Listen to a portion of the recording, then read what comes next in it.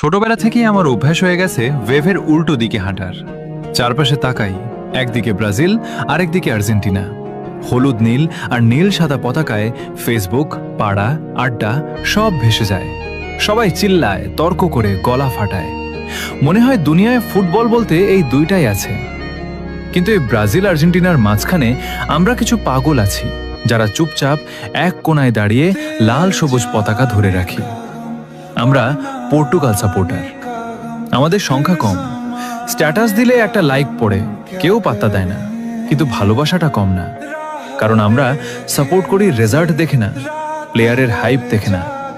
আমরা সাপোর্ট করি সেই অনুভূতিটাকে যেটা প্রথম দেখায় মন কেড়ে নিয়েছিল।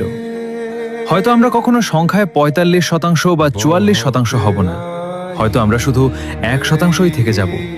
কিন্তু সমস্যা নাই, ভিড়ের সাথে গা ভাসিয়ে দেওয়া সহজ। কঠিন হলো একা দাঁড়িয়ে নিজের পছন্দটাকে ধরে রাখা।